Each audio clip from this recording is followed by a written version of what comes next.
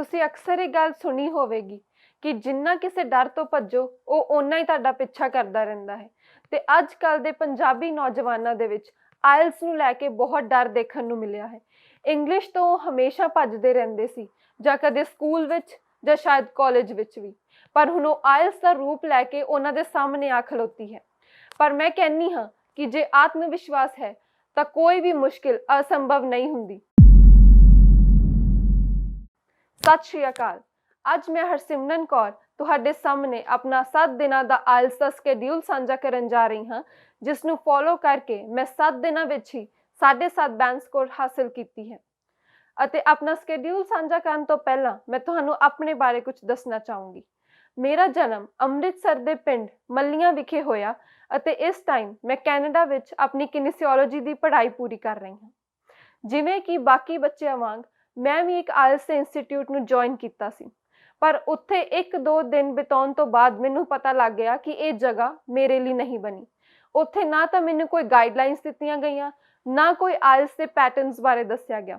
ਉੱਥੇ ਬਸ ਇੱਕ regular pattern ਚੱਲ ਰਿਹਾ ਸੀ ਕਿ ਆਓ ਰੀਡਿੰਗ ਸੋਲਵ ਕਰੋ, ਲਿਸਨਿੰਗ ਕਰੋ, ਰਾਈਟਿੰਗ ਕਰੋ ਤੇ ਵਾਪਸ ਘਰਾਂ ਨੂੰ ਚਲੇ ਜਾਓ। ਪਰ ਮੈਨੂੰ ਉੱਥੋਂ ਕੁਝ ਸਿੱਖਣ ਨੂੰ ਨਹੀਂ ਮਿਲਿਆ। ਉੱਥੇ ਮੌਕ ਟੈਸਟ ਹੋਏ, ਪਰ ਮੇਰੇ ਹਮੇਸ਼ਾ 4.5 ਬੈਂਡ ਹੀ ਆਉਂਦੇ ਸੀ, ਜਿਸ ਤੋਂ ਬਾਅਦ ਮੈਨੂੰ ਕਿਹਾ ਜਾਂਦਾ ਸੀ ਕਿ ਤੁਸੀਂ ਐਗਜ਼ਾਮ ਲਈ ਰੈਡੀ ਨਹੀਂ ਹੋ, ਹਜੇ 1 ਮਹੀਨਾ ਕਲਾਸ ਹੋਰ ਲਗਾਓ। ਪਰ ਮੇਰੇ ਕੋਲ ਇੰਨਾ ਟਾਈਮ ਹੈ ਨਹੀਂ ਸੀ ਤੇ ਇਸ ਕਰਕੇ ਮੈਂ ਆਪਣਾ ਐਗਜ਼ਾਮ ਫਿਲ ਕਰ ਦਿੱਤਾ ਅਤੇ ਇਹ ਤਿਆਰੀ ਕੀਤੀ ਕਿ ਮੈਂ ਆਪਣਾ ਐਗਜ਼ਾਮ ਆਪੇ ਪ੍ਰਿਪੇਅਰ ਕਰੂੰਗੀ। ਇਸ ਤੋਂ ਬਾਅਦ ਮੈਂ ਆਪਣੇ ਸਕੂਲ ਟੀਚਰ ਨਾਲ ਗੱਲ ਕੀਤੀ, ਹਰਜਿੰਦਰ ਸਰ ਦੇ ਨਾਲ, ਕਿ ਉਹ ਮੈਨੂੰ ਥੋੜਾ ਜਿਹਾ ਗਾਈਡ ਕਰ ਸਕਣ ਐਗਜ਼ਾਮ ਨੂੰ ਲੈ ਕੇ, ਤਾਂ ਉਹ ਮੰਨ ਗਏ। ਉਸ ਤੋਂ ਬਾਅਦ ਮੈਂ ਆਪਣਾ ਇੱਕ ਸਕੇਡਿਊਲ ਬਣਾਇਆ ਜੋ ਮੈਂ ਹੁਣ ਤੁਹਾਡੇ ਨਾਲ ਸਾਂਝਾ ਕਰੂੰਗੀ, ਪਰ ਉਸ ਦੇ ਨਾਲ ਮੈਂ ਤੁਹਾਨੂੰ ਕੁਝ ਟਿਪਸ ਵੀ ਦਊਂਗੀ ਜੋ ਤੁਹਾਨੂੰ ਆਇਲਸ ਦੇ ਐਗਜ਼ਾਮ ਵਿੱਚ ਬਹੁਤ ਮਦਦ ਕਰੇਗੀ। ਸੋ ਹੁਣ ਵੱਧਦੇ ਹਾਂ ਟਾਈਮ ਟੇਬਲ ਦੇ ਵੱਲ। ਸੋ ਡੇ 1 ਵਿੱਚ ਮੈਂ ਕੀ ਕੀਤਾ ਕਿ ਮੈਂ ਪਹਿਲੇ ਦਿਨ ਰੀਡਿੰਗ ਦੇ ਤਿੰਨੋਂ ਸੈਕਸ਼ਨ ਕੰਪਲੀਟ ਨਹੀਂ ਕੀਤੇ। ਮੈਂ ਸਿਰਫ ਇੱਕ ਰੀਡਿੰਗ ਸੈਕਸ਼ਨ ਕੀਤਾ ਤੇ ਉਹਨੂੰ 15 ਤੋਂ 20 ਮਿੰਟ ਦੇ ਵਿੱਚ ਕੰਪਲੀਟ ਕਰਨ ਦੀ ਕੋਸ਼ਿਸ਼ ਕੀਤੀ। ਜਿਵੇਂ ਕਿ ਮੈਂ ਰੀਡਿੰਗ ਪੈਸੇਜ ਕੀਤੇ ਸੀ, ਮੈਨੂੰ ਇਹ ਪਤਾ ਸੀ ਕਿ ਰੀਡਿੰਗ ਦੇ ਵਿੱਚ 3-4 ਤਰ੍ਹਾਂ ਦੇ ਡਿਫਰੈਂਟ ਕੁਐਸਚਨ ਟਾਈਪਸ ਆਉਂਦੇ ਨੇ। ਹਰ ਸੈਕਸ਼ਨ ਦੇ ਵਿੱਚ ਅਲੱਗ ਕੁਐਸਚਨਸ ਹੁੰਦੇ ਨੇ, ਜਿਵੇਂ ਕਿ ਟਰੂ ਫਾਲਸ ਹੋ ਗਏ, ਹੈਡਿੰਗਸ ਹੋ ਗਏ ਜਾਂ ਫਿਲਅਪਸ ਹੋ ਗਏ।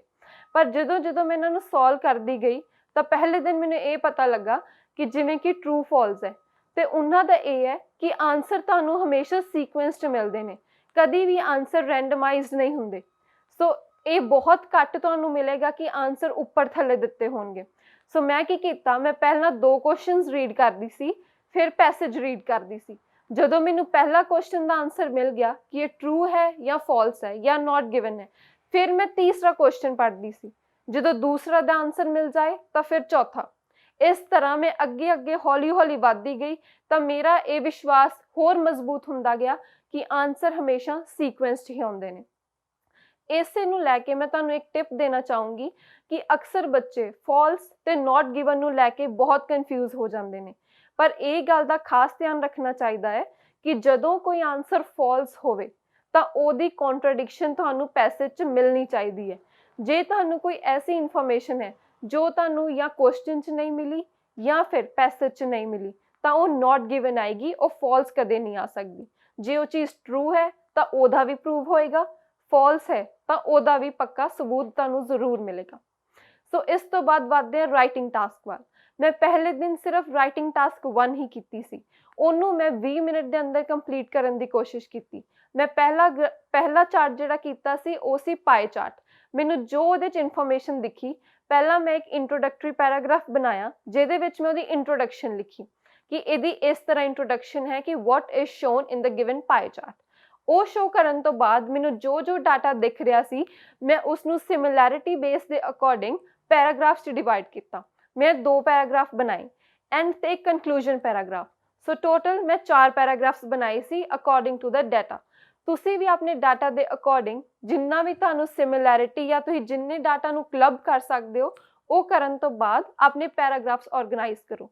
ਕਦੇ ਵੀ ਇਹ ਕੋਸ਼ਿਸ਼ ਕਰੋ ਕਿ ਤੁਸੀਂ ਕਦੇ ਵੀ ਡਾਟਾ ਨੂੰ ਇੱਕ ਪੈਰਾਗ੍ਰਾਫ ਦੇ ਵਿੱਚ ਨਾ ਲਿਖੋ, ਉਹ ਤੁਹਾਡੇ ਡਾਟਾ ਨੂੰ ਪ੍ਰੈਜ਼ੈਂਟੇਬਲ ਨਹੀਂ ਬਣਾਉਂਦਾ। ਇਸ ਤੋਂ ਬਾਅਦ ਵੱਧਦੇ ਹਾਂ ਲਿਸਨਿੰਗ ਤੇ ਸਪੀਕਿੰਗ ਵੱਲ। ਸੋ ਲਿਸਨਿੰਗ ਤੇ ਸਪੀਕਿੰਗ ਦਾ ਸਕੇਡਿਊਲ ਮੇਰਾ ਪਹਿਲੇ 4 ਦਿਨਾਂ ਵਿੱਚ ਉਹੀ ਸੇਮ ਸੀ। ਮੈਂ ਹਰ ਰੋਜ਼ ਪਹਿਲੇ 4 ਦਿਨ ਸਪੀਕਿੰਗ ਲਈ ਸ਼ੀਸ਼ੇ ਮੂਹਰੇ ਖੜੇ ਹੋ ਜਾਂਦੀ ਸੀ ਅਤੇ ਕਿਸੇ ਵੀ ਟੌਪਿਕ ਤੇ, ਚਾਹੇ ਉਹ ਮੇਰੀ ਸਟੱਡੀਜ਼ ਦੇ ਰਿਲੇਟਡ ਹੁੰਦਾ, ਮੇਰੀ ਮੈਡੀਕਲ ਫੀਲਡ ਦੇ ਰਿਲੇਟਡ ਹੁੰਦਾ ਜਾਂ ਕਿਸੇ ਵੀ ਹੋਰ ਚੀਜ਼ ਨੂੰ ਲੈ ਕੇ ਮੈਂ ਅੱਧਾ ਪੌਣਾ ਘੰਟਾ ਬੋਲਦੀ ਰਹਿੰਦੀ ਸੀ। ਬਸ ਆਪਣੀਆਂ ਅੱਖਾਂ 'ਚ ਅੱਖਾਂ ਦੇ ਕੇ ਮੈਂ ਕਿਸੇ ਨੂੰ ਸੁਣਾਉਂਦੀ ਨਹੀਂ ਸੀ ਕਿ ਮੈਂ ਕਿਸੇ ਨੂੰ ਬੋਲ ਕੇ ਦੱਸ ਰਹੀ ਹਾਂ ਜਾਂ ਕੁਛ ਵੀ। ਬਸ ਆਪਣੇ ਆਪ ਨੂੰ ਦੱਸਣਾ ਹੈ, ਫਿਰ ਨਾਲ ਨਾਲ ਉਹਨੂੰ ਰਿਕਾਰਡ ਵੀ ਕਰਨਾ ਹੈ ਤਾਂ ਕਿ ਬਾਅਦ ਤੁਸੀਂ ਸੁਣੋ ਤੇ ਤੁਹਾਨੂੰ ਆਪਣੀਆਂ ਗਲਤੀਆਂ ਵੀ ਪਤਾ ਲੱਗਣ। ਤੇ ਲਿਸਨਿੰਗ ਵਿੱਚ ਮੈਂ ਹਰ ਰੋਜ਼ 3 ਸੈਕਸ਼ਨ ਕਰਦੀ ਸੀ। ਲਿਸਨਿੰਗ ਨੂੰ ਕਰਨ ਦਾ ਇਹ ਵੀ ਇੱਕ ਟਿਪ ਹੈ ਕਿ ਜਦੋਂ ਲਿਸਨਿੰਗ ਕਰੋ ਤਾਂ ਉਸ ਤੋਂ ਪਹਿਲਾਂ ਤੁਹਾਨੂੰ ਥੋੜਾ ਜਿਹਾ ਰੀਡਿੰਗ ਟਾਈਮ ਮਿਲਦਾ। ਉਸ ਟਾਈਮ ਦੇ ਵਿੱਚ ਆਪਣਾ ਪੂਰਾ ਧਿਆਨ ਕੁਐਸਚਨਸ ਪੜ੍ਹਨ ਵਿੱਚ ਲਗਾ ਦਿਓ ਤਾਂ ਕਿ ਤੁਹਾਨੂੰ ਕੁਐਸਚਨ ਸਮਝ ਆ ਜਾਣ। ਇੱਕ ਵਾਰ ਜੋ ਲਿਸਨਿੰਗ ਸਟਾਰਟ ਹੋਵੇ ਤਾਂ ਤੁਹਾਨੂੰ ਇਹ ਪਤਾ ਹੋਣਾ ਚਾਹੀਦਾ ਕਿ ਹੁਣ ਇਹ ਕੀਵਰਡਸ ਆਉਣ ਵਾਲੇ ਨੇ, ਮੈਂ ਇੱਥੇ ਜ਼ਿਆਦਾ ਫੋਕਸ ਕਰਨਾ। ਤਾਂ ਜਦੋਂ ਜਦੋਂ ਤੁਸੀਂ ਇਹ ਕਰੋਗੇ ਤੁਹਾਡੀ ਪ੍ਰੈਕਟਿਸ ਹੋਰ ਹੁੰਦੀ ਜਾਏਗੀ, ਤੁਸੀਂ ਹੋਰ ਪਰਫੈਕਟ ਹੋ ਜਾਓਗੇ ਲਿਸਨਿੰਗ ਤੇ ਸਪੀਕਿੰਗ ਦੇ ਵਿੱਚ। ਸੋ ਹੁਣ ਗੱਲ ਕਰਦੇ ਹਾਂ ਡੇ 2 ਦੀ। ਡੇ 2 ਦੇ ਵਿੱਚ ਮੈਂ ਅਗੇਨ ਇੱਕ ਹੋਰ ਰੀਡਿੰਗ ਪੈਸੇਜ ਕੀਤਾ, ਸਿਰਫ ਇੱਕ ਹੀ। ਤੇ ਉਹਦੇ ਵਿੱਚ ਮੈਂ ਕੀ ਕੀਤਾ ਕਿ ਇਸ ਵਾਰ ਦਾ ਰੀਡਿੰਗ ਪੈਸੇਜ ਪਿਛਲੀ ਵਾਰ ਨਾਲੋਂ ਡਿਫਰੈਂਟ ਕੁਐਸਚਨਸ ਵਾਲਾ ਸੀ। ਸੋ ਜਿੱਦਾਂ ਪਿਛਲੀ ਵਾਰੀ ਟਰੂ ਫਾਲਸ ਸੀ, ਇਸ ਵਾਰੀ ਹੈਡਿੰਗਸ ਤੇ ਕੋਈ ਹੋਰ ਚੀਜ਼ ਸੀ। ਸੋ ਇਦਾਂ ਕਰਕੇ ਮੈਂ different set of questions practice ਕੀਤੇ ਤੇ ਇਹਦੇ 'ਚ ਵੀ ਉਹੀ ਗੱਲ ਸੀ ਕਿ ਸਾਰਾ ਕੁਝ ਪੈਟਰਨਸ ਦੇ ਵਿੱਚ ਹੈ। ਸੋ ਪੈਰਾਗ੍ਰਾਫ ਪਹਿਲਾਂ ਰੀਡ ਕਰਨ ਦਾ ਕੋਈ ਫਾਇਦਾ ਨਹੀਂ, ਪਹਿਲਾਂ ਕੁਐਸਚਨਸ ਰੀਡ ਕਰਨੇ ਚਾਹੀਦੇ ਨੇ ਮੇਰੇ ਹਿਸਾਬ ਦੇ ਨਾਲ। ਕੁਐਸਚਨਸ ਰੀਡ ਕਰੋ, ਦੈਨ ਪੈਰਾਗ੍ਰਾਫ ਨੂੰ ਮੂਵ ਕਰੋ। ਓਕੇ, ਸੋ ਇਹ ਸੀ ਰੀਡਿੰਗ ਦੀ ਸਲਾਹ। ਦੈਨ ਮੈਂ ਰਾਈਟਿੰਗ ਟਾਸਕ 1 ਦੁਬਾਰਾ ਪ੍ਰੈਕਟਿਸ ਕੀਤੀ। ਜਦੋਂ ਮੈਂ ਪਿਛਲੇ ਦਿਨ ਵਾਲਾ ਟਾਸਕ ਆਪਣਾ ਚੈੱਕ ਕੀਤਾ ਤਾਂ ਮੈਨੂੰ ਥੋੜੇ ਜਿਹੇ ਗ੍ਰਾਮੈਟੀਕਲ ਐਰਰਸ ਲੱਗੇ ਤੇ ਮੈਂ ਇੱਕ ਹੋਰ ਚੀਜ਼ ਨੋਟਿਸ ਕੀਤੀ ਕਿ ਮੈਂ ਸਿਰਫ ਸਿੰਪਲ ਸੈਂਟੈਂਸ ਸਟਰਕਚਰਸ ਯੂਜ਼ ਕੀਤੇ ਸੀ, ਮੈਂ ਹੋਰ ਕੋਈ ਸਟਰਕਚਰਸ ਯੂਜ਼ ਹੀ ਨਹੀਂ ਕੀਤੇ। ਤੇ ਉਹਦੇ ਕਰਕੇ ਮੈਨੂੰ ਲੱਗ ਰਿਹਾ ਸੀ ਕਿ ਮੇਰੀ ਰਾਈਟਿੰਗ ਉਸ ਲੈਵਲ ਦੀ ਹਜੇ ਨਹੀਂ ਹੋਈ। ਉਸ ਤੋਂ ਬਾਅਦ ਜਦੋਂ ਮੈਂ ਸੈਕਿੰਡ ਡੇ ਟਾਸਕ 1 ਪ੍ਰੈਕਟਿਸ ਕੀਤੀ ਤਾਂ ਮੈਂ ਸੈਂਟੈਂਸ ਸਟਰਕਚਰਸ ਦਾ ਖਾਸ ਧਿਆਨ ਰੱਖਿਆ। ਸੋ ਮੈਂ ਸਿੰਪਲ ਸੈਂਟੈਂਸ ਤਾਂ ਲਿਖੇ ਹੀ, ਪਰ ਕੰਪਾਊਂਡ ਤੇ ਕੰਪਲੈਕਸ ਸੈਂਟੈਂਸਿਸ ਨੂੰ ਵੀ ਪਹਿਲ ਦਿੱਤੀ। ਤੇ ਸਿੰਪਲ ਦੇ ਨਾਲ ਨਾਲ ਕੰਪਾਊਂਡ ਤੇ ਕੰਪਲੈਕਸ ਸੈਂਟੈਂਸਿਸ ਵੀ ਜ਼ਰੂਰ ਵਰਤੋ। ਇਸ ਦੇ ਨਾਲ ਤੁਹਾਡੀ ਰਾਈਟਿੰਗ ਦੇ ਵਿੱਚ ਕੁਆਲਿਟੀ ਐਡ ਹੋਵੇਗੀ। ਇਸ ਦੇ ਨਾਲ ਇਹ ਯਾਦ ਰੱਖਣਾ ਕਿ ਪੈਰਾਗ੍ਰਾਫਸ ਬਣਾਉਣਾ ਬਹੁਤ ਜ਼ਰੂਰੀ ਹੈ। ਇਨਫੋਰਮੇਸ਼ਨ ਨੂੰ ਇੱਕ ਪੈਰਾਗ੍ਰਾਫ ਦੇ ਵਿੱਚ ਨਹੀਂ ਲਿਖਣਾ। ਸੋ ਸਪੀਕਿੰਗ ਐਂਡ ਲਿਸਨਿੰਗ ਉਹ ਵੀ ਅੱਜ ਦੇ ਸਕੈਡਿਊਲ ਦੇ ਵਿੱਚ ਕੱਲ ਵਾਂਗ ਹੀ ਸੇਮ ਸੀ। ਸੋ ਹੁਣ ਵੱਧਦੇ ਹਾਂ ਥਰਡ ਡੇ ਵੱਲ। ਥਰਡ ਡੇ ਨੂੰ ਮੈਂ 2 ਰੀਡਿੰਗ ਪੈਸੇजेस ਇਕੱਠੇ ਕੀਤੇ ਕਿਉਂਕਿ ਮੇਰੀ ਰੀਡਿੰਗ ਜੋ ਕਿ 17-18 ਮਿੰਟਾਂ ਵਿੱਚ ਇੱਕ ਪੈਸੇਜ ਕੰਪਲੀਟ ਹੋਣ ਲੱਗ ਗਿਆ ਤੇ ਮੈਂ ਅੱਜ ਸੋਚਿਆ ਕਿ ਹੁਣ ਚਲੋ 2 ਪੈਸੇਜ ਟਰਾਈ ਕਰਦੀ ਹਾਂ ਅੱਧੇ ਘੰਟੇ ਦੇ ਅੰਦਰ ਅੰਦਰ। ਪਰ ਜਦ ਮੈਂ ਟਰਾਈ ਕੀਤਾ ਤਾਂ ਮੈਨੂੰ ਪਤਾ ਲੱਗਾ ਕਿ ਅੱਧੇ ਘੰਟੇ ਦੇ ਵਿੱਚ ਮੈਂ 2-3 ਕੁਐਸਚਨਸ ਅਟੈਂਪਟ ਹੀ ਨਹੀਂ ਕਰ ਪਾਈ, ਪਰ ਜਿੰਨੇ ਕੀਤੇ ਸੀ ਉਹ ਮੇਰੇ ਕਰੈਕਟ ਸੀ। ਸੋ ਇੱਕ ਪਲੱਸ ਪੁਆਇੰਟ ਸੀ ਕਿ ਚਾਹੇ ਮੈਂ 100% ਅਟੈਂਪਟ ਨਹੀਂ ਕੀਤਾ, ਪਰ ਜੇ 90 ਕੀਤਾ ਹੈ ਤਾਂ ਉਹ ਵੀ ਕਰੈਕਟ ਹੈ। ਸੋ ਹੁਣ ਮੈਨੂੰ ਸੀ ਕਿ ਮੇਰੀ ਐਕਿਊਰੇਸੀ ਹੈਗੀ ਆ, ਪਰ ਮੈਂ ਆਪਣੀ ਟਾਈਮ ਲਿਮਿਟ ਨੂੰ ਕੰਟਰੋਲ ਕਰਨਾ ਆ, ਮੈਂ ਕੁਐਸਚਨਸ ਵੀ ਸਾਰੇ ਅਟੈਂਪਟ ਕਰਨੇ ਨੇ। ਸੋ ਇਹੋ ਹੀ ਮੈਂ ਚੀਜ਼ ਨੂੰ ਉਸ ਦਿਨ ਮੈਂ 2-2 3-3 ਵਾਰੀ ਪ੍ਰੈਕਟਿਸ ਕੀਤੀ, 2 ਟਾਸਕ ਲੈ ਕੇ, 2 ਰੀਡਿੰਗ ਪੈਸੇजेस ਇਕੱਠੇ ਲੈ ਕੇ। ਸੋ ਇਹਨੂੰ ਵੀ ਤੁਸੀਂ ਉਹੀ ਕਰਨਾ ਹੈ, ਪਰ ਟਾਈਮ ਦਾ ਸਟ੍ਰੈਸ ਨਹੀਂ ਲੈਣਾ। ਇਹੀ ਗੱਲ ਯਾਦ ਰੱਖਣੀ ਆ, ਤੁਹਾਨੂੰ ਆਪਣੀ ਟੈਕਨੀਕਸ ਤੇ ਭਰੋਸਾ ਹੋਣਾ ਚਾਹੀਦਾ ਕਿ ਆਨਸਰ ਸੀਕੁਐਂਸ 'ਚ ਆ ਤੇ ਉਹ ਸੀਕੁਐਂਸ 'ਚ ਹੀ ਆਣਗੇ। ਕਿਸੇ ਚੀਜ਼ ਦੀ ਟੈਨਸ਼ਨ ਨਹੀਂ ਲੈਣੀ, ਤੁਹਾਡੇ ਸਾਰੇ ਆਨਸਰਸ ਤੁਹਾਡੇ ਸਾਹਮਣੇ ਤੁਹਾਡੇ ਪੈਰਾਗ੍ਰਾਫ ਦੇ ਵਿੱਚ ਹੀ ਨੇ, ਬਸ ਤੁਹਾਨੂੰ ਦੇਰ ਹੈ ਉਹਨੂੰ ਲੱਭਣ ਦੀ। ਸੋ ਇਸ ਤੋਂ ਬਾਅਦ ਮੈਂ ਰਾਈਟਿੰਗ ਟਾਸਕ 2 ਵੱਲ ਵਧੀ। ਅੱਜ ਮੈਂ ਟਾਸਕ 2 ਪ੍ਰੈਕਟਿਸ ਕੀਤੀ ਜੋ ਸੀ ਕੋਈ ਚੀਜ਼ ਦੇ ਕੌਜ਼ਸ, ਇਫੈਕਟਸ ਤੇ ਸੋਲਿਊਸ਼ਨਸ ਬਾਰੇ। ਸੋ ਜਿਵੇਂ ਕਿ ਤੁਸੀਂ 3 ਸ਼ਬਦ ਸੁਣੇ, ਤਿੰਨਾਂ ਦਾ ਵੱਖਰਾ ਵੱਖਰਾ ਮਤਲਬ ਹੈ। ਸੋ ਪਹਿਲਾਂ ਮੈਂ ਇੱਕ ਇੰਟਰੋਡਕਟਰੀ ਪੈਰਾਗ੍ਰਾਫ ਬਣਾਇਆ ਜਿਹਦੇ ਵਿੱਚ ਮੈਂ ਕੁਝ ਜਨਰਲ ਕੋਟਸ ਐਡ ਕੀਤੇ ਜੋ ਕਿ ਮੈਂ ਹਮੇਸ਼ਾ ਕਰਦੀ ਹਾਂ।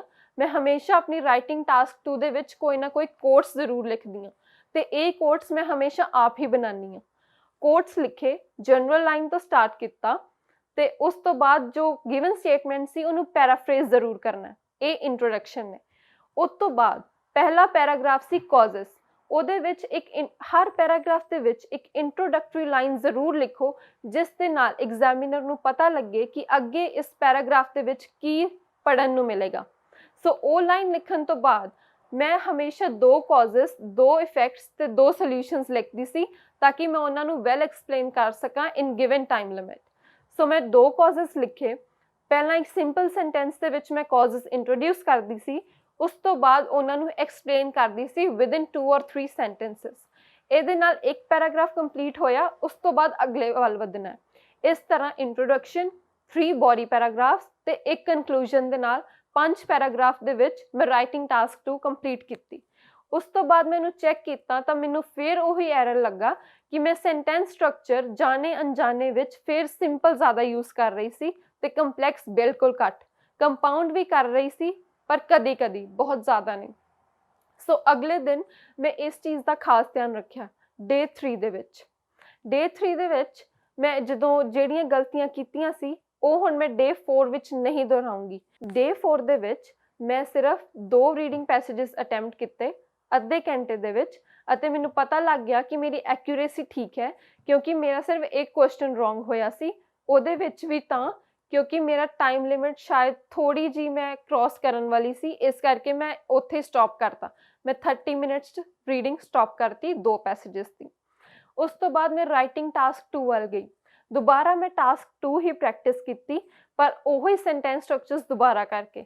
ਉਸ ਦਿਨ ਮੈਂ 2 ਰਾਈਟਿੰਗ ਟਾਸਕ 2 ਕੀਤੀਆਂ, ਇੱਕ ਸਵੇਰ ਦੇ ਟਾਈਮ, ਇੱਕ ਸ਼ਾਮ ਦੇ ਟਾਈਮ, ਪਰ ਦੋਵਾਂ 'ਚ ਮੈਂ ਧਿਆਨ ਰੱਖਿਆ ਕਿ ਮੈਂ ਬਸ 40 ਮਿੰਟ ਦੇ ਅੰਦਰ ਕੰਪਲੀਟ ਕਰਨੀ ਹੈ ਕਿਸੇ ਵੀ ਤਰ੍ਹਾਂ। ਪਰ ਉਹਨੂੰ ਇਹ ਵੀ ਧਿਆਨ ਰੱਖਣਾ ਹੈ ਕਿ ਤੁਸੀਂ ਕੁਆਲਿਟੀ ਕੰਟੈਂਟ ਐਡ ਕਰਨਾ ਹੈ, ਸਿਰਫ ਕੁਆਂਟੀਟੀ ਨਹੀਂ ਭਰਨੀ। ਕੁਆਲਿਟੀ ਮੈਟਰਸ ਮੋਰ। ਤੇ ਵਰਡ ਲਿਮਿਟ ਨੂੰ ਬਹੁਤ ਜ਼ਿਆਦਾ ਵੀ ਐਕਸੀਡ ਨਹੀਂ ਕਰਨਾ, ਵਰਡ ਲਿਮਿਟ ਦੇ ਲਾਗੇ ਬੰਨੇ ਹੀ ਰਹਿਣਾ। ਇਸ ਤੋਂ ਬਾਅਦ ਹੁਣ ਡੇ 5, 6 ਤੇ 7, ਹੁਣ ਮੇਰੇ ਐਗਜ਼ਾਮ ਦੀ ਡੇਟ ਵੀ ਨੇੜੇ ਆ ਰਹੀ ਸੀ ਤਾਂ ਮੈਂ ਇਹ ਕੀਤਾ ਕਿ ਇਹ 3 ਦਿਨ ਮੈਂ ਆਪਣਾ ਫੁੱਲ ਫਲੈਜ ਆਇਲਸ ਦਾ ਐਗਜ਼ਾਮ 2 ਵਾਰ ਦਿਨ 'ਚ ਕਰੂੰਗੀ, ਇੱਕ ਸਵੇਰੇ ਇੱਕ ਸ਼ਾਮ ਨੂੰ, ਮਤਲਬ ਕਿ 3 ਘੰਟੇ ਦੀ ਸਿਟਿੰਗ ਸਵੇਰੇ ਤੇ 3 ਦੀ ਸ਼ਾਮ ਨੂੰ। ਸੋ ਇਸ ਵਿੱਚ ਵੀ ਮੈਂ ਪਹਿਲਾਂ ਰੀਡਿੰਗ ਪੈਸੇਜ ਕੀਤੇ 3 ਅਟੈਂਪਟ ਇਕੱਠੇ 1 ਘੰਟੇ ਦੇ ਵਿੱਚ, ਪਰ ਮੇਰੀ ਸਟ੍ਰੈਟਜੀ ਇਹ ਸੀ ਕਿ ਮੈਂ ਸਿਰਫ 15 ਮਿੰਟ ਹੀ ਇੱਕ ਪੈਸੇਜ ਨੂੰ ਦੇਣੇ ਆ। ਜੇ 15 ਮਿੰਟ ਦੇ ਵਿੱਚ ਉਹ ਪੈਸੇਜ ਕੰਪਲੀਟ ਹੁੰਦਾ ਹੈ ਤੇ ਵੈਲ ਐਂਡ ਗੁੱਡ, ਜੇ ਨਹੀਂ ਹੁੰਦਾ ਤਾਂ ਮੈਂ ਉਹਨੂੰ ਉੱਥੇ ਹੀ ਸਟਾਪ ਕਰੂੰਗੀ ਤੇ ਨੈਕਸਟ ਪੈਸੇਜ ਵੱਲ ਮੂਵ ਕਰੂੰਗੀ। ਇਹ ਸਟ੍ਰੈਟਜੀ ਨੇ ਮੈਨੂੰ ਬਹੁਤ ਹੈਲਪ ਕੀਤਾ ਕਿਉਂਕਿ ਇਸ ਦੇ ਨਾਲ ਹੀ ਜਿਹੜੇ ਮੇਰੇ ਕੋਲ ਐਂਡ ਤੇ 15 ਮਿੰਟ ਬਚਦੇ ਸੀ, ਮੈਂ ਉਹਦੇ ਵਿੱਚ ਆਪਣੇ ਆਨਸਰਸ ਨੂੰ ਰਿਵਿਊ ਕਰ ਲੈਂਦੀ ਸੀ ਤਾਂ ਸ਼ੋਰ ਹੋ ਜਾਂਦੀ ਸੀ ਕਿ ਹੁਣ ਮੇਰੇ ਆਨਸਰਸ ਕਰੈਕਟ ਨੇ। ਤੇ ਰਾਈਟਿੰਗ ਟਾਸਕ 2, ਮੈਂ ਟਾਸਕ 2 ਵੀ ਕੀਤੀ ਤੇ 1 ਵੀ ਕੀਤੀ, ਇਕੱਠੇ ਟਾਸਕ ਕਰਕੇ 1 ਘੰਟਾ ਮੈਂ ਰਾਈਟਿੰਗ ਨੂੰ ਦਿੱਤਾ। ਤਾਂ ਉਹਦੇ ਵਿੱਚ ਵੀ ਮੈਨੂੰ ਪਤਾ ਲੱਗਾ ਕਿ ਮੇਰੀ ਟਾਈਮ ਲਿਮਿਟ ਦੀ ਕੋਈ ਪ੍ਰੋਬਲਮ ਨਹੀਂ ਹੈ, ਬਸ ਹੁਣ ਮੈਂ ਇਹ ਧਿਆਨ ਰੱਖਣਾ ਹੈ ਕਿ ਮੇਰੇ ਐਰਰਸ ਕੋਈ ਨਾ ਹੋਣ। ਐਰਰਸ ਕਿਵੇਂ ਨਾ ਹੋਣ? ਤੁਸੀਂ ਆਪਣੇ ਟੈਕਸਟ ਨੂੰ ਜਦੋਂ ਲਿਖਦੇ ਹੋ, ਕਿਸੇ ਹੋਰ ਤੋਂ ਤਾਂ ਚੈੱਕ ਕਰਵਾਉਂਦੇ ਹੋ, ਉਹ ਤੁਹਾਡੀ ਮਰਜ਼ੀ ਹੈ, ਪਰ ਉਸ ਨੂੰ ਜ਼ਰੂਰ ਖੁਦ ਇੱਕ ਵਾਰੀ ਦੇਖੋ। ਤੁਸੀਂ ਆਪਣੇ ਆਪ ਨੂੰ ਸਭ ਤੋਂ ਜ਼ਿਆਦਾ ਜਾਣਦੇ ਹੋ, ਤੁਹਾਨੂੰ ਪਤਾ ਹੈ ਤੁਹਾਡੀਆਂ ਕੀ ਗਲਤੀਆਂ ਨੇ, ਤਾਂ ਆਪ ਉਸ ਟੈਕਸਟ ਨੂੰ ਜ਼ਰੂਰ ਰੀਡ ਕਰਨਾ। ਉਸ ਤੋਂ ਬਾਅਦ ਮੇਰਾ ਉਹ ਵੀ ਟਾਈਮ ਦੇ ਅੰਦਰ ਕੰਪਲੀਟ ਹੋ ਰਿਹਾ ਸੀ ਤਾਂ ਮੈਨੂੰ ਇੰਨਾ ਸੀ ਕਿ ਹੁਣ ਮੈਨੂੰ ਟਾਈਮ ਦੇ ਰਿਲੇਟਡ ਐਗਜ਼ਾਮ 'ਚ ਕੋਈ ਪ੍ਰੋਬਲਮ ਨਹੀਂ ਆਉਣ ਵਾਲੀ। ਲਿਸਨਿੰਗ ਦੇ ਵਿੱਚ ਅਗੇਨ ਉਹੀ ਟਿਪਸ ਆ। ਸਭ ਤੋਂ ਜ਼ਿਆਦਾ ਡਿਫਿਕਲਟ ਸੈਕਸ਼ਨ ਜੇ ਕਿਸੇ ਨੂੰ ਲੱਗਦਾ ਹੈ ਉਹ ਹੁੰਦਾ ਹੈ ਮੈਪਸ ਵਾਲਾ। ਸਾਰਿਆਂ ਨੂੰ ਲੱਗਦਾ ਕਿ ਹੁਣ ਮੈਪਸ ਟਫ ਹੈ, ਇਹ ਕਿੱਦਾਂ ਕਰਨੇ ਨੇ, ਪਰ ਮੈਪਸ ਦਾ ਵੀ ਇੱਕ ਬਹੁਤ ਸਿੰਪਲ ਤਰੀਕਾ ਹੈ। ਜੇ ਤੁਹਾਨੂੰ ਰੀਡਿੰਗ ਸੈਕਸ਼ਨ ਲਿਸਨਿੰਗ ਦਿੱਤਾ ਜਾਂਦਾ ਹੈ ਤਾਂ ਉਹਦੇ ਵਿੱਚ ਤੁਹਾਨੂੰ ਰੀਡਿੰਗ ਟਾਈਮ ਮਿਲਦਾ ਹੈ, ਤੁਸੀਂ ਧਿਆਨ ਨਾਲ ਮੈਪ ਦੇਖੋ ਕਿ ਕਿਹੜੀ ਲੋਕੇਸ਼ਨ ਤੇ ਕੀ ਹੈ, ਜਾਂ ਕੋਈ ਇਨਸਾਨ ਉੱਥੇ ਮੌਜੂਦ ਹੈ, ਜਾਂ ਜਗ੍ਹਾ ਦਾ ਮੈਪ ਹੈ, ਕਿਸੇ ਮਾਲ ਦਾ ਮੈਪ ਹੈ, ਜਾਂ ਕੀ ਹੈ। ਧਿਆਨ ਨਾਲ ਉਹਨੂੰ ਦੇਖੋ, ਫਿਰ ਉਹਦੀ ਡਾਇਰੈਕਸ਼ਨਸ ਦੇਖੋ ਕਿ ਕੋਈ ਮੈਂਸ਼ਨ ਕੀਤੀਆਂ ਨੇ ਕਿ ਨਾਰਥ ਸਾਊਥ ਜਾਂ ਕੁਝ, ਉਹਨਾਂ ਦਾ ਧਿਆਨ ਰੱਖੋ। ਫਿਰ ਇਹ ਦੇਖਣਾ ਕਿ ਜਿਹੜੀ ਤੁਸੀਂ ਮੂਵਮੈਂਟ ਕਰਨੀ ਹੈ ਕਿਸੇ ਇਨਸਾਨ ਦੀ, ਜਾਂ ਕਿਹਨੂੰ ਵੇ ਦੱਸਣਾ ਕਿ ਤੁਹਾਨੂੰ ਡਾਇਰੈਕਸ਼ਨਸ ਦੱਸਣੀਆਂ ਨੇ, ਤਾਂ ਉਸ ਚੀਜ਼ ਨੂੰ ਖਾਸ ਕਰ ਸੁਣਨਾ ਕਿ ਜੇ ਉਹਨਾਂ ਨੇ ਮੂਵ ਟੂਵਰਡਸ ਨਾਰਥ ਕਿਹਾ ਆ, ਤੁਹਾਨੂੰ ਡਾਇਰੈਕਸ਼ਨਸ ਦਾ ਪਤਾ ਹੋਣਾ ਚਾਹੀਦਾ ਕਿ ਨਾਰਥ ਕਿਹੜਾ ਹੈ, ਸਾਊਥ ਕਿਹੜਾ ਹੈ, ਈਸਟ ਕਿਹੜਾ ਹੈ, ਵੈਸਟ ਕਿਹੜਾ ਹੈ। ਉਸ ਦੇ ਅਕੋਰਡਿੰਗ ਤੁਸੀਂ ਆਪਣੀ ਡਾਇਰੈਕਸ਼ਨਸ ਮੂਵ ਕਰ ਸਕਦੇ ਹੋ ਤੇ ਡੈਸਟੀਨੇਸ਼ਨ ਤੱਕ ਪਹੁੰਚ ਸਕਦੇ ਹੋ। ਇਹ ਹੈ ਤਰੀਕਾ ਮੈਪਸ ਨੂੰ ਸੋਲਵ ਕਰਨ ਲਈ। ਪਰ ਬਾਕੀ ਸਾਰੀ ਲਿਸਨਿੰਗ ਦੇ ਵਿੱਚ ਵੀ ਤੁਹਾਡਾ ਫੋਕਸ ਹੋਣਾ ਬਹੁਤ ਜ਼ਰੂਰੀ ਹੈ। ਰੀਡਿੰਗ ਟਾਈਮ ਨੂੰ ਵੇਸਟ ਨਾ ਕਰਿਓ। ਉਸ ਤੋਂ ਬਾਅਦ ਗੱਲ ਕਰਦੇ ਹਾਂ ਸਪੀਕਿੰਗ ਦੀ। ਸਪੀਕਿੰਗ ਨੂੰ ਐਂਡਲੇ 3 ਦਿਨਾਂ ਵਿੱਚ ਮੈਂ 1 ਘੰਟੇ ਤੋਂ ਲੈ ਕੇ 1.5 ਘੰਟੇ ਤੱਕ ਦਾ ਟਾਈਮ ਦੇਣਾ ਸ਼ੁਰੂ ਕਰਤਾ। ਮੈਂ ਕਿਸੇ ਸਾਹਮਣੇ ਨਹੀਂ ਸੀ ਬੋਲਦੀ, ਮੈਂ ਬਸ ਸ਼ੀਸ਼ੇ ਦੇ ਮੂਹਰੇ ਖੜੇ ਹੋ ਕੇ ਬਸ ਆਪਣੇ ਆਪ ਨਾਲ ਹੀ ਗੱਲਾਂ ਕਰਦੀ ਰਹਿੰਦੀ ਸੀ, ਪਰ ਸਾਰੀਆਂ ਇੰਗਲਿਸ਼ ਵਿੱਚ। ਤੇ ਹੁਣ ਮੈਂ ਤੁਹਾਨੂੰ ਦੱਸੂਗੀ ਕਿ ਇਸ ਚੀਜ਼ ਨੇ ਕਿੱਦਾਂ ਹੈਲਪ ਕੀਤਾ। ਜਦੋਂ ਅਸੀਂ ਆਪਣੇ ਆਪ ਨੂੰ ਸ਼ੀਸ਼ੇ ਦੇ ਵਿੱਚ ਮੂਹਰੇ ਦੇਖ ਕੇ ਬੋਲਦੇ ਹਾਂ, ਇੱਕ ਤਾਂ ਆਪਣਾ ਕੌਨਫੀਡੈਂਸ ਵੱਧਦਾ ਹੈ, ਇੱਕ ਆਪਾਂ ਨੂੰ ਇਹ ਕਿ ਜੇ ਆਪਾਂ ਆਪਣੀਆਂ ਅੱਖਾਂ 'ਚ ਅੱਖਾਂ ਪਾ ਕੇ ਬੋਲ ਸਕਦੇ ਹਾਂ ਤੇ ਆਪਾਂ ਕਿਸੇ ਤੋਂ ਨਹੀਂ ਡਰਾਂਗੇ, ਆਪਾਂ ਕਿਸੇ ਨੂੰ ਵੀ ਦੇਖ ਕੇ ਕੌਨਫੀਡੈਂਟਲੀ ਗੱਲ ਕਰ ਸਕਦੇ ਹਾਂ। ਸੋ ਇਹ ਫਾਇਦਾ ਹੈ ਸ਼ੀਸ਼ੇ ਦੇ ਮੂਹਰੇ ਖੜੇ ਹੋ ਕੇ ਬੋਲਣ ਦਾ, ਵਿਦ ਆਪਣੀ ਰਿਕਾਰਡਿੰਗ ਔਨ ਕਰਕੇ। ਵੌਇਸ ਰਿਕਾਰਡਿੰਗ ਜ਼ਰੂਰ ਕਰਿਆ ਕਰੋ ਤੇ ਉਹਨੂੰ ਸੁਣੋ ਤੇ ਆਪਣੀਆਂ ਗਲਤੀਆਂ ਰੈਕਟੀਫਾਈ ਕਰੋ। ਸੋ ਇਹ ਸੀ ਮੇਰਾ 7 ਦਿਨਾਂ ਦਾ ਆਇਲਸ ਦਾ ਸਕੇਡਿਊਲ। ਹੁਣ ਮੈਂ ਤੁਹਾਨੂੰ ਕੁਝ ਟਿਪਸ ਦੇਣ ਜਾ ਰਹੀ ਹਾਂ। ਜਦੋਂ ਵੀ ਤੁਸੀਂ ਸਪੀਕਿੰਗ ਲਈ ਜਾਓ ਤਾਂ ਇਹ ਜ਼ਰੂਰ ਧਿਆਨ ਰੱਖਣਾ ਕਿ ਤੁਸੀਂ ਬਹੁਤ ਜ਼ਿਆਦਾ ਫਾਸਟ ਨਾ ਬੋਲੋ। ਇਹ ਬਹੁਤ ਵੱਡੀ ਲੋਕਾਂ ਨੂੰ ਗਲਤਫਹਿਮੀ ਹੈ ਕਿ ਜਿੰਨਾ ਤੁਸੀਂ ਤੇਜ਼ ਬੋਲੋਗੇ ਓਨੇ ਹੀ ਤੁਹਾਨੂੰ ਜ਼ਿਆਦਾ ਬੈਂਡਸ ਮਿਲਣਗੇ, ਤੇ ਇਦਾਂ ਦਾ ਕੁਝ ਨਹੀਂ ਹੁੰਦਾ। ਤੁਸੀਂ ਨਾਰਮਲ ਪੇਸ ਤੇ ਗੱਲ ਕਰੋ। ਜਿਹੜੇ ਇੰਪੋਰਟੈਂਟ ਵਰਡਸ ਨੇ ਜਿਨ੍ਹਾਂ ਨੂੰ ਆਪਾਂ ਕੀਵਰਡਸ ਕਹਿੰਦੇ ਆ ਉਹਨਾਂ ਤੇ ਸਟ੍ਰੈਸ ਕਰੋ। ਤੁਹਾਡੀ ਵੌਇਸ ਟੋਨ ਹੋਣੀ ਚਾਹੀਦੀ ਹੈ। ਤੁਸੀਂ ਇੱਕੋ ਟੋਨ 'ਚ ਨਾ ਬੋਲਣ ਦੀ ਕੋਸ਼ਿਸ਼ ਕਰੋ। ਥੋੜ੍ਹੇ ਹਾਈਜ਼ ਐਂਡ ਥੋੜ੍ਹੇ ਲੋਜ਼ ਹੋਣੇ ਚਾਹੀਦੇ ਨੇ ਤੁਹਾਡੀ ਆਵਾਜ਼ ਦੇ ਵਿੱਚ, ਤੇ ਠਹਿਰਾਵ ਹੋਣਾ ਚਾਹੀਦਾ ਹੈ।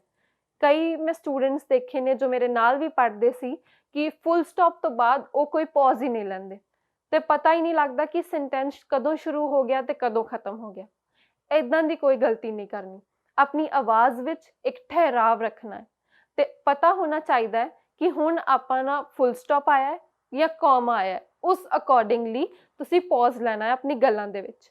ਤੇ ਇਹ ਸਪੀਕਿੰਗ ਜਿਹੜੀ ਹੈ ਇਹ ਸਿਰਫ ਤੁਹਾਨੂੰ ਆਇਲਸ ਦੇ ਐਗਜ਼ਾਮ ਵਿੱਚ ਨਹੀਂ ਹੈਲਪ ਕਰੇਗੀ। ਤੁਸੀਂ ਜਦੋਂ ਆਇਲਸ ਕਲੀਅਰ ਕਰਕੇ ਇੱਥੇ ਕੈਨੇਡਾ ਵੀ ਆਓਗੇ ਤਾਂ ਤੁਹਾਨੂੰ ਇਹ ਕਾਲਜ ਤਾਂ ਹੈਲਪ ਕਰੇਗੀ, ਪਰ ਤੁਹਾਡੀ ਵਰਕ ਪਲੇਸ 'ਤੇ ਵੀ ਬਹੁਤ ਇਫੈਕਟ ਡਾਲੇਗੀ। ਜਦੋਂ ਤੁਸੀਂ ਕੰਮ ਲੈਣ ਲਈ ਜਾਓਗੇ ਤਾਂ ਹਮੇਸ਼ਾ ਇੱਥੇ ਮੈਂ ਸੁਣਿਆ ਸੀ ਕਿ ਤੁਹਾਨੂੰ ਸਿਫਾਰਿਸ਼ਾਂ ਬਹੁਤ ਚਾਹੀਦੀਆਂ ਹੁੰਦੀਆਂ ਨੇ, ਪਰ ਮੈਂ ਅੱਜ ਤੱਕ ਕੋਈ ਸਿਫਾਰਿਸ਼ ਦਾ ਇਸਤੇਮਾਲ ਨਹੀਂ ਕੀਤਾ। ਮੈਂ ਜੋ ਕੀਤਾ ਹੈ ਆਪਣੇ ਬਲਬੂਤੇ 'ਤੇ ਕੀਤਾ ਹੈ। ਇਹੀ ਗੱਲ ਮੈਂ ਤੁਹਾਨੂੰ ਕਹਿਣਾ ਚਾਹੁੰਦੀ ਹਾਂ ਕਿ ਤੁਸੀਂ ਆਪਣੇ ਆਪ ਨੂੰ ਇੰਨਾ ਕੈਪੇਬਲ ਬਣਾਓ, ਜਿਹੜਾ ਤੁਹਾਡੇ ਨਾਲ ਬੰਦਾ ਗੱਲ ਕਰ ਰਿਹਾ ਉਹਨੂੰ ਤੁਹਾਡੇ ਨਾਲ 2 ਮਿੰਟ ਦੀ ਗੱਲ ਤੋਂ ਪਤਾ ਲੱਗ ਜਾਣਾ ਚਾਹੀਦਾ ਹੈ ਕਿ ਤੁਸੀਂ ਕਿੰਨੇ ਕੌਨਫੀਡੈਂਟ ਹੋ, ਤੁਸੀਂ ਕਿੰਨੇ ਪੋਜ਼ਿਟਿਵ ਹੋ ਅਤੇ ਤੁਹਾਡੀਆਂ ਕੀ ਕੈਪੇਬਿਲਿਟੀਜ਼ ਨੇ। ਸੋ ਇਹਨਾਂ ਗੱਲਾਂ ਦਾ ਧਿਆਨ ਰੱਖਣਾ ਕਿ ਇੰਗਲਿਸ਼ ਸਿਰਫ ਆਇਲਸ ਤੱਕ ਸੀਮਿਤ ਨਹੀਂ ਹੈ, ਇੱਕ ਲਾਈਫ ਲੌਂਗ ਸਕਿੱਲ ਹੈ ਜੋ ਤੁਹਾਨੂੰ ਹਮੇਸ਼ਾ ਆਪਣੀ ਲਾਈਫ 'ਚ ਬਹੁਤ ਅੱਗੇ ਲੈ ਕੇ ਜਾਏਗੀ। ਸੋ ਇਸੇ ਗੱਲਾਂ ਨਾਲ ਮੈਂ ਤੁਹਾਨੂੰ ਬਹੁਤ ਸਾਰਾ ਆਲ ਦਾ ਬੈਸਟ ਕਰਦੀ ਹਾਂ ਤੇ ਵਿਸ਼ ਕਰਦੀ ਹਾਂ ਕਿ ਤੁਸੀਂ ਜੋ ਵੀ ਐਕਸਪੈਕਟ ਕਰਦੇ ਹੋ ਤੁਸੀਂ ਸਭ ਹਾਸਿਲ ਕਰੋ। ਪਰ ਇੱਕ ਗੱਲ ਜ਼ਰੂਰ ਯਾਦ ਰੱਖਣੀ ਹੈ ਕਿ ਸਬਰ, ਸਿਦਕ ਤੇ ਆਤਮ ਵਿਸ਼ਵਾਸ, ਇਹ 3 ਚੀਜ਼ਾਂ ਜੇ ਤੁਹਾਡੇ ਅੰਦਰ ਨੇ ਤਾਂ ਤੁਹਾਨੂੰ ਕੋਈ ਨਹੀਂ ਡੋਲ ਸਕਦਾ। ਤੁਸੀਂ ਹਮੇਸ਼ਾ ਆਪਣੇ ਪੁਆਇੰਟ ਤੇ, ਆਪਣੀ ਗੋਲ ਵੱਲ ਹਮੇਸ਼ਾ ਡਟੇ ਰਹੋਗੇ। ਬਸ ਹਿੰਮਤ ਨਹੀਂ ਹਾਰਨੀ। ਤੁਹਾਨੂੰ ਕੋਈ ਨੈਗੇਟਿਵ ਵੀ ਕਹਿੰਦਾ ਹੈ ਤਾਂ ਕਹੀ ਜਾਣ ਦਿਓ, ਕੋਈ ਫਰਕ ਨਹੀਂ ਪੜਦਾ ਜਿੰਨਾ ਤੇ ਤੁਹਾਨੂੰ ਆਪਣੇ ਆਪ ਤੇ ਵਿਸ਼ਵਾਸ ਹੈ। ਸੋ ਇਸੇ ਗੱਲਾਂ ਨਾਲ ਮੈਂ ਤੁਹਾਡੇ ਤੋਂ ਆਗਿਆ ਚਾਹੁੰਦੀ ਹਾਂ। ਸਤਿ ਸ਼੍ਰੀ ਅਕਾਲ। Thank you so much. ਇਸ ਵੀਡੀਓ ਬਾਰੇ ਆਪਣੀ ਰਾਏ ਕਮੈਂਟ ਸੈਕਸ਼ਨ ਵਿੱਚ ਸਾਨੂੰ ਦੱਸੋ ਅਤੇ ਆਪਣੇ ਮਿੱਤਰਾਂ ਨਾਲ ਇਹ ਵੀਡੀਓ ਸ਼ੇਅਰ ਕਰਨਾ ਨਾ ਭੁੱਲਿਓ।